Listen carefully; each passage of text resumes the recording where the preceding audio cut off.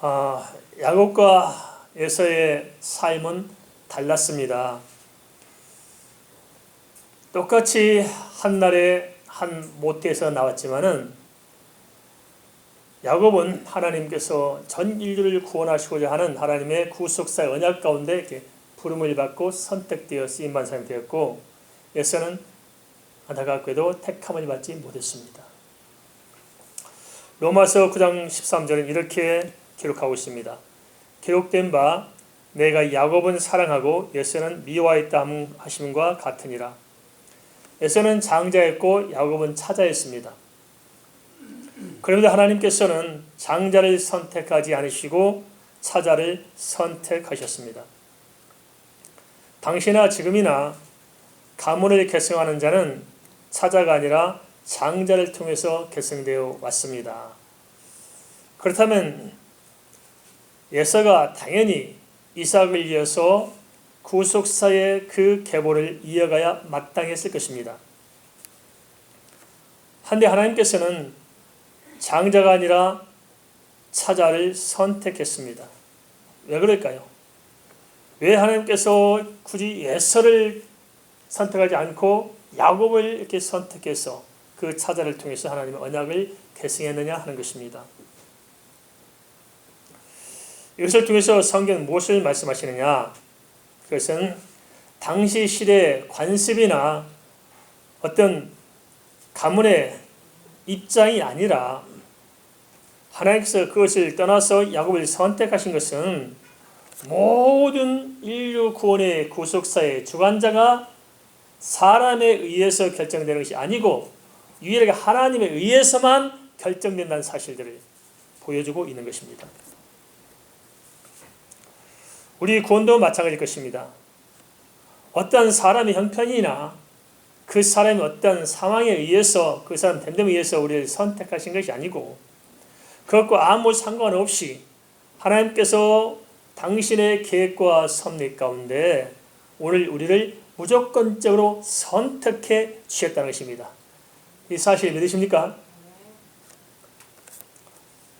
아브라함과 이삭과 야곱, 요셉에 이르기까지를 이스라엘 역사에서는 족장시대라고 말하고 있습니다.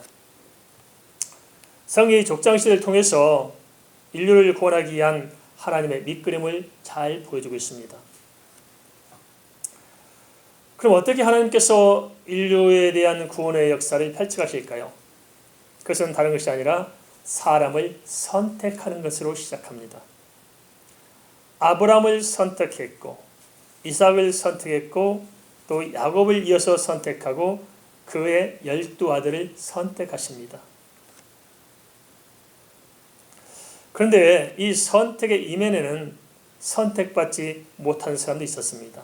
빛과 그림자처럼 빛의 이면에 그림자가 있었습니다. 이스마엘이 그랬고 예사가 그랬습니다. 이스마엘도 장자였잖아요. 그런데 장자인 이스마엘을 쓰시지 않고 하나님께서는 에서도 마찬가지입니다. 장자였지만 쓰시지 않고 그리고 하나님께서는 이삭을 쓰시고 야곱을 쓰셨습니다.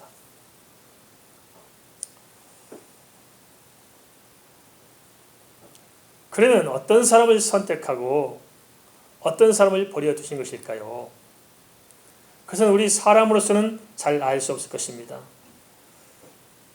그러나 그 모든 것은 오직 하나님의 뜻과 하나님의 주권을 가지고 하나님의 섭리와 경륜을 통해 이루어져 가고 있었다는 것입니다. 아무리 이스마엘이 탁월했어도 하나님께서는 이삭을 언약의 자손으로 인정하시고 언약을 통해서 이어가시고 아무리 에서가 상남자였을지라도 비실비실한 야곱을 선택해서 하나님께서 언약을 이어가십니다.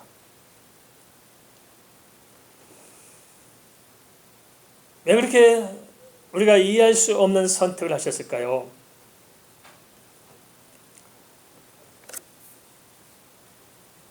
우리가 오늘 선택받은 것도 마찬가지입니다.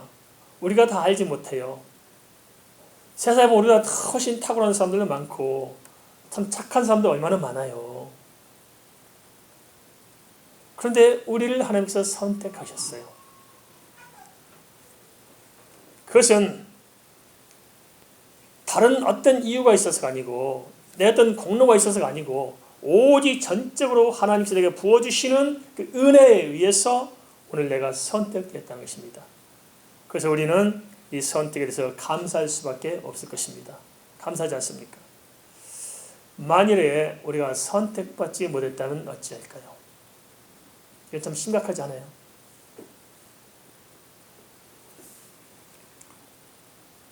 이 땅이 전부가 아니고 분명히 다음 세상이 있을 텐데 우리가 선택받지 못했다면 영원한 지옥불에서 고난을 당해야 되는데 거기서 빠져나왔다는 것을 생각하면 이거 정말 이렇게 엄청난 사건이지 않습니까? 그렇다고 우리가 지옥불에서 빠져나오기 위해서 무슨 대가를 지불한 것도 아니고 우리가 뭘 어떻게 한 것도 아닌데 오직 하나님께서 나를 불쌍히 여기셔서 지명해서 불러서 자녀를 삼으셨다는 사실을 생각할 때 감격할 수밖에 없는 것이고 감사하지 않겠습니까? 근데 표정들을 보니까 별로 감사하지 않은 것 같아요. 제가 늘 이렇게 여쭙니다. 돈 100억하고 예수 믿는 것하고 둘 하나 선택하라면 뭘 선택하시겠어요? 100억을 선택하시겠어요? 예수를 선택하시겠어요? 말은 그렇게 해도 속으로는 양심 고백하면 그 100억이 좋죠. 돈 100억이 더 절박해요. 내 영혼이 더 절박해요. 머리로는 그런데 가슴은 안 그런 게 문제죠. 선택과 유기는 하나님의 권한에 속한 부분이기에 인간이 갖다부터 할 그런 영역이 아닐 것입니다.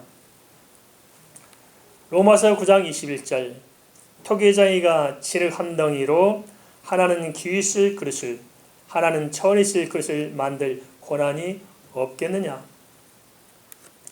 우리는 하나님의 선택과 유기에 대해서 알 수 없습니다. 그러나 거기엔 분명히 하나님의 뜻이 있을 것이고 하나님의 경륜이 있을 것입니다. 우리가 할 수 있는 것은 그냥 감사할 수밖에 없습니다. 왜냐? 왜 감사해야 되냐? 그것은 나 한 사람이 생각할 때 내가 구원받는 것은 내가 이해할 수 있는 범죄에서 이렇게 받아들였지만은 사실은 내가 구원받는 이 자리에 있기까지 하나님의 그 놀라운 역사와 경륜이 앞서 있기 때문에 그렇다는 것입니다. 로마서 8장 30절입니다. 또 미리 정하신 그들을 또한 부르시고 부르신 그들을 또한 의롭다 하시고 의롭다 하신 그들을 또한 영원롭게 하셨느니라. 한 영혼을 구원하게 이르기까지 하나님께서는 그 모든 구원의 서정 부르시고 또 의롭게 하시고 또 영원하게 하시고 그 모든 작정으로부터 하나님 나라의 최종적으로 이르는 그 모든 과정을 하나님께서 오래전에 이미 계획하시고 이루어 오셨다는 것입니다. 우리는 예수 믿는 내 짧은 경험 속에서만 이해하려고 그러잖아요. 그것이 아니다. 창세 전에 예수 그리스도 안에서 나를 선택하기로 작정하셨습니다. 그래서 내가 예수 믿는 이 믿음의 역사란 것은 내가 태어난 때부터가 아니고 이미 창세 전부터 시작되었고 그것도 주님께서 나를 선택하고자 지불한 값은 우리는 그냥 믿습니다 하고 믿음을 이렇게 고백한 것밖에 없는데 하나님께서는 당신의 이 아들 예수 그리스도를 십자가에 못 박여 돌아가시함으로써 그 피의 대속으로 내 죄를 사시고 나를 건지신 엄청난 값을 지불하신 것입니다. 그러면 내가 과연 하나님께 선택받았나 받지 않았나는 증거를 어디서 찾을 수 있을까요? 궁금하지 않습니까? 내가 어떻게 선택받았나 받지 않았나 궁금하지 않아요? 아무 생각이 없으시죠? 그런 구원의 절박성을 느낀다면 이게 굉장히 궁금한 문제입니다. 그러나 구원의 절박성이 없다면 뭐 궁금할 게 없는 것입니다. 우리는 구원의 확신들을 자꾸 이렇게 들고 나옵니다. 그리고 어찌 보면 구원의 확신을 강요하는 것은 문제가 있다고 봅니다. 그 확신이라는 것은 인간의 심리적이고 어떤 인간의 지적인 영역에서 우리 확신을 논할 대상이 아닙니다. 우리는 심리적이고 어떤 지적을 가지고 막 이해가 되고 막 그냥 이렇게 마음이 쏠리면은 구원받은 것처럼 착각들 합니다. 그러나 그런 문제가 아닙니다. 모든 이런 것들은 어디서 오느냐? 참된 확신은 사람에게서 오는 것이 아니고 이로 하나님께로부터 성령이 부어주셔야 되는 것입니다. 믿어보려고 애써서 그렇다고 이해하는 것이 아니고 내가 믿어보려고 애쓰지 않았음에도 불구하고 그냥 믿어지는 것입니다. 그게 성령 하신 일입니다. 예수가 믿어지십니까? 구원이 믿어지십니까? 믿어지는 거예요. 믿으려고 한 게 아니고 믿어지는 것. 그건 성령이 하신 일입니다. 그러면 우리가 어떻게 확인할 수 있냐? 두 가지만 좀 가지고 살펴봤으면 좋겠습니다. 뭐 다양한 게 있겠죠. 첫째는 뭐냐? 내가 지속적이고 연속적이고 반복적으로 예수가 나의 그리스도요 나의 주인의 사실들을 고백하느냐 고백하지 않느냐는 것입니다. 신앙 고백이 중요합니다. 정말 예수 믿는 사람은 내가 어떤 문제를 만나든지 그 속에서 하나님 나의 하나님됨을 고백해야 하나요? 고백해요. 그래서 지속적으로 또 반복하면서 끊임없이 고백해 나가게 되어 있습니다. 그래서 뭐냐? 내가 하나님께 속한 선택받은 자녀이기 때문에 그러는 것입니다.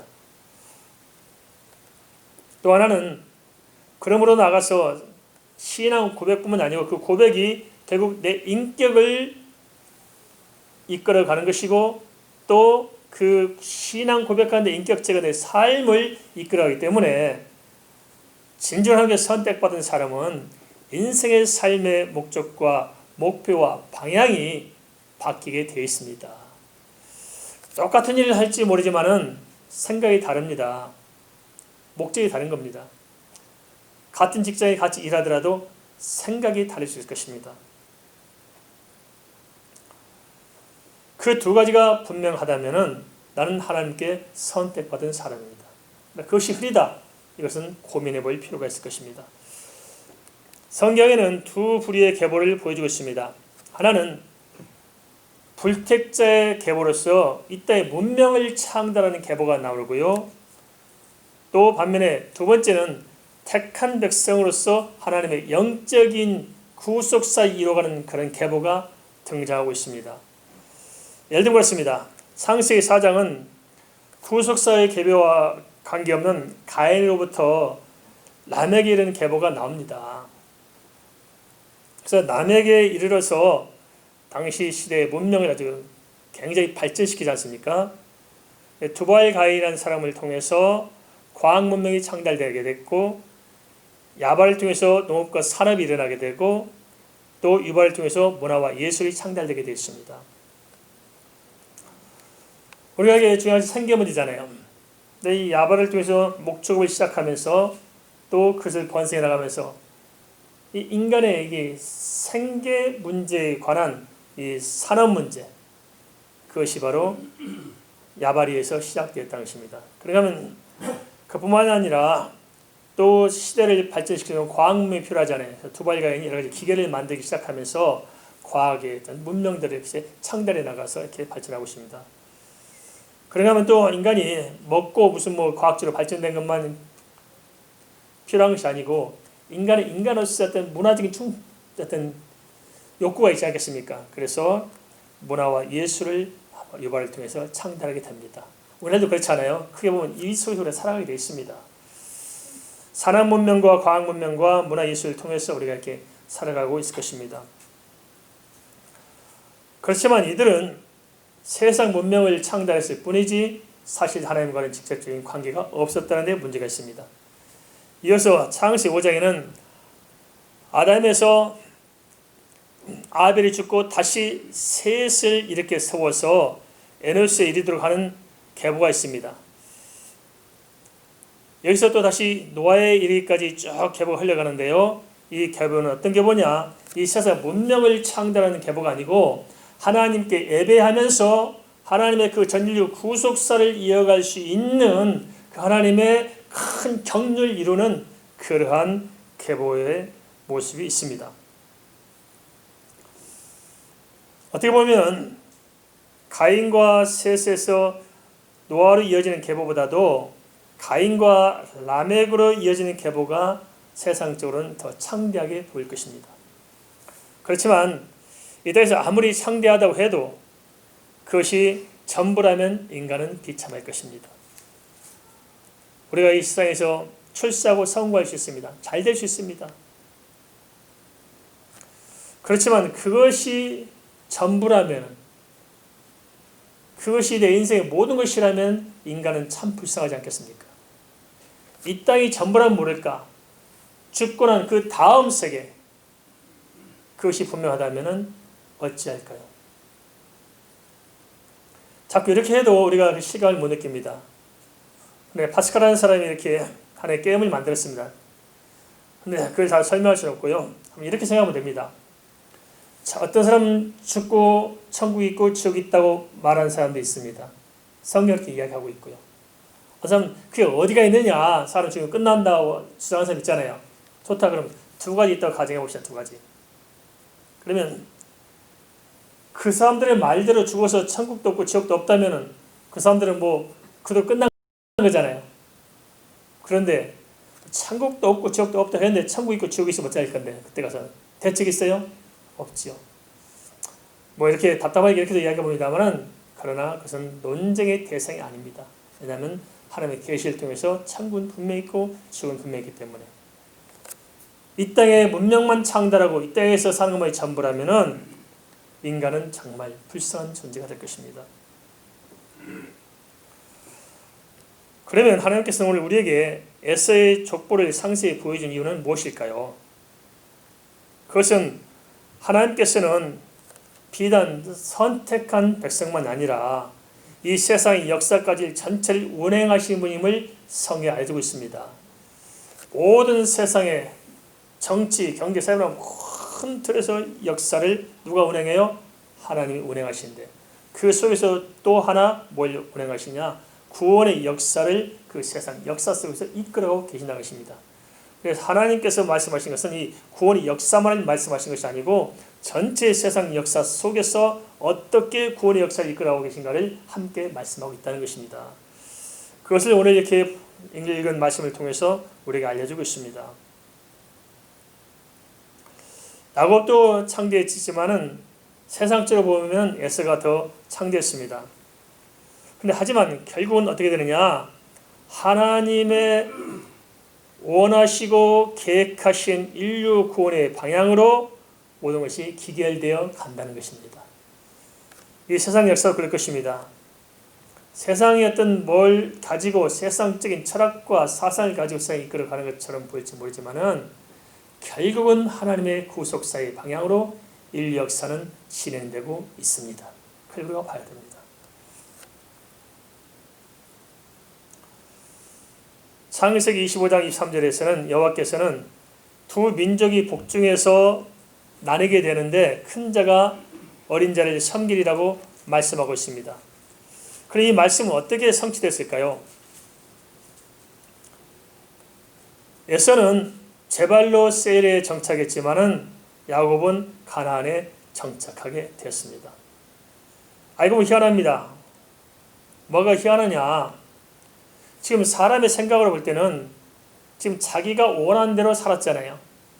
에서는 자기가 원하는 대로 세일 땅에 가서 그 정착에 살았고, 야곱은 또한 자기가 원하는 대로 형편대로 가서 가나안 땅에 살았을 뿐이에요. 그런데 그 개인이 자기 취향대로 자기 생각대로 자기 형편대로 결정했지만 결국 어떻게 됩니까? 하나님의 큰 역사, 구원사의 틀 속에서 나눠지게 되었다는 것입니다. 택자는 어느 쪽으로 살아도 어디를 향해 사냐? 하나님 쪽으로 기울어가면서 삽니다. 불택자는 아무리 머리를 쓰고 이성적으로 노력해서 살았지만 어디로 가느냐? 결국은 하나님을 등지고 세상적으로 살아가게 되어 있습니다. 우리가 좀 오해한 부분이 있습니다. 몇 번 더 말씀드린 걸로 기억합니다만은 우리는 신앙을 잘못 오해합니다. 무조건 믿으면 믿음이 좋다고 생각해요. 그래 안 그래요? 무조건 믿어. 따지고 오지 말고 그렇게 생각합니다. 무조건 믿는 게 옳은 것일까요? 그렇지 않습니다. 무조건 믿으면 된다면 무엇 때문에 성경을 기록해 주셨겠습니까? 그럼 무조건 믿는 것이 아니고 성령께서 기록된 하나님의 말씀을 가지고 우리에게 조명해서 우리 그 말씀 안에서 성령의 인도에 따라 믿는 것입니다. 그래서 기독교는 절대 반지성주의, 뭐랄까 좀 반율법주의 이런 것도 아닙니다.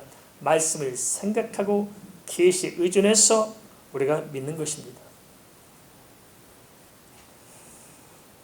그래서 불신자들 역시 마찬가지로 자기 나름대로 머리를 씁니다. 생각하고 분석하고 판단해서 최선의 삶을 선택했을 거 아니겠어요? 그죠? 우리 역시 마찬가지입니다. 나름대로 생각하고 계획하고 기도하면서 최선을 선택합니다. 똑같이 최선을 선택합니다. 야곱도 최선을 선택했고 에서도 최선을 선택했습니다. 근데 결국 어떻게 됐습니까? 그들의 결론적인 삶은 전혀 다른 곳에서 맺어지게 되었다는 것입니다. 세일사는 이방의 요새를 상징합니다. 이방의 요새. 이방의 요새는 무슨 말입니까? 하나님 백성을 대적할 수 있는 이방인의 진지를 말하고 있습니다. 반면에 가나안은 시온산을 상징합니다. 예수 그리스도의 왕국의 시온산을 보여준다는 것입니다.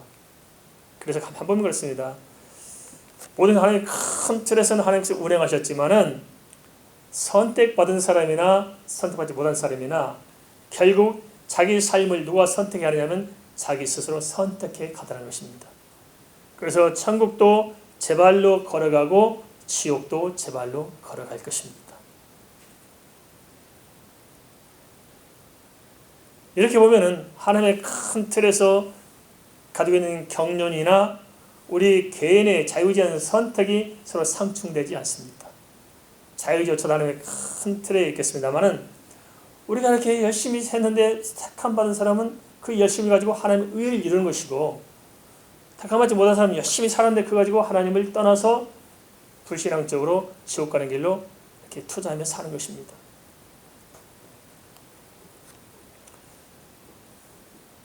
에서가 야곱과 갈라서게 된 표면적 이유는 무엇이었을까요? 어찌 보면 지극히 일상적인 삶의 테두리 속에서 그런 일들이 결정되어 왔습니다. 둘 다 소유가 넉넉하다 보니까 풍부하다 보니까 함께 거하지 못해요. 아브라함과 롯과의 관계가 비슷하지 않습니까? 소유의 풍부로 인해서 목초지가 부족하니까 서로 나누는데 누가 선택했냐? 에서는 자기가 세일산을 선택한 것입니다. 그리고 야곱은 남은 가나안 땅을 선택한 거예요. 그 상황에서 각자 필요에 의해서 최선을 선택했을 뿐입니다.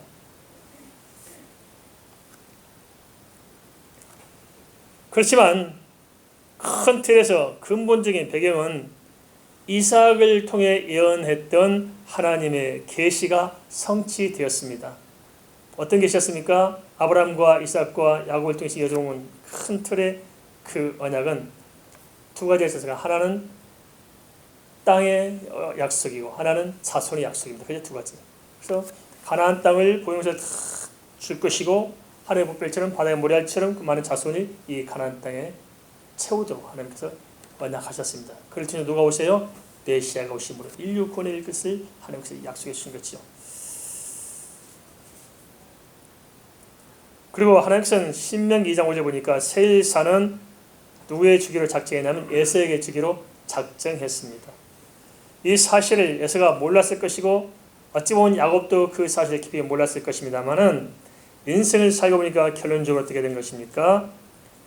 에서는 하나님의 언약대로 결국 계획대로 세일산을 선택했고 야곱은 창세기 28장 23절에 가나안 땅을 야곱에게 주기로 했는데 그 사실 인식하지 못했던 살고 보니까 어디가 있어요? 가나안 땅에 있었다는 것입니다.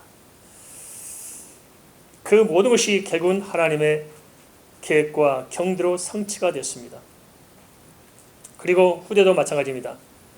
에서에게서는 아말렉이 나왔는데 이 아말렉이 정말 이스라엘 사람들을 괴롭힌 족속 아니겠습니까? 출애굽할 때 이렇게 물고 늘어진 이 아말렉 족속이 바로 에서에게서 나오게 됐습니다. 그런데 또 야곱에게는 좀 비실비실했지만 12아들이 태어나잖아요. 12족속을 이루어서 하나님의 언약을 성취하도록 합니다. 한데 보면 세상적으로 볼 때는 에서가 훨씬 더 상남자고 야곱은 정말 비실비실해 보입니다. 에서는 얼마나 잘났습니까? 우리가 뭐 세상 와서 아주 활기차게 살잖아요. 그러니까 뭐 여자들도 딱 예서 보고 딱 봤다 필 꽂혀가지고 예서가 줄줄줄 쫓아다니다 보니까 예서랑 양막경 여자가 널려있네요. 그래 야곱은 장가도 못 가요. 70살 될 때도록 학자마다 의견이 다릅니다만 보통 70 정도 보는 것 같습니다. 70살이 되도록 장가를 못 가. 그죠? 그리고 아들도 보세요. 정말 웃기잖아요. 하는 짓들이. 그런데 왜 하나씩 잘난 인간들을 선택하지 않고 비실비실한 쪽을 선택하셨을까요? 그것은 뭘 의미하고 있습니까? 결국 모든 것은 하나님이 하신다는 것입니다. 하나님께서. 그런데 하나님께서 선택한 사람과 선택한 사람은 처음에는 그게 달라보일지 모르지만 나중에 보면은 또 역정이 됩니다.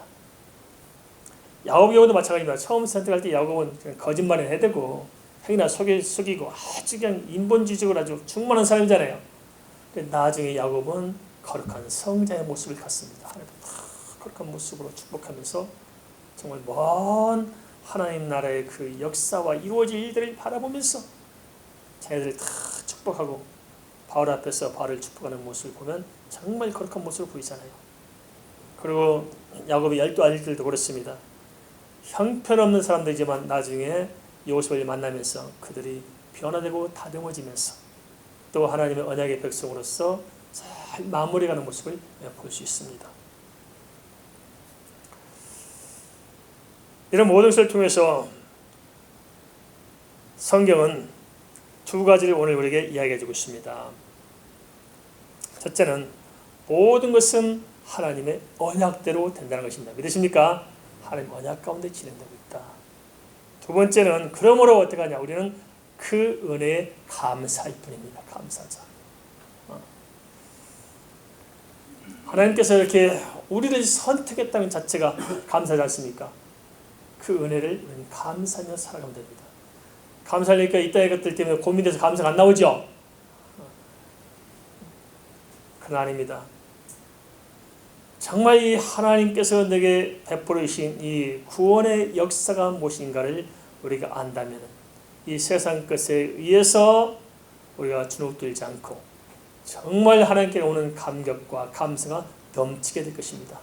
우리는 그 감사와 감격을 가지고 이 세상을 살아가는 것입니다. 중요한 것이 세상의 비교 우위가 아닙니다. 중요한 것은 뭐냐? 하나님께 선택받았냐 선택받지 못하느냐 하는 이 사실이 중요한 것입니다. 그에 따라서 결국 우리의 모든 생애는 달라질 것이고 인생의 종말해진 천국은 달라질 것입니다. 그리고 다시 한번 확인해 보겠습니다. 정말 내가 하나님께 선택받은 게 뭐냐? 첫째 뭐라고요? 지속적이고 연속적이고 반복적으로 내가 정말 주님을 고백하고 있느냐? 신앙 고백의 문제입니다. 주는 나의 그리스도요 나의 주인의 사실들을 모든 삶 속에서 지속적으로 고백해가는 사람은 내가 이해가 되건 이해되지 않건 뭐 가슴이 막 불붙는 좀 뜨겁고 아니건 상관없이 그 자체가 내가 선택받은 것을 증거하고 있는 것이고 또 두 번째로 어떻게 해요?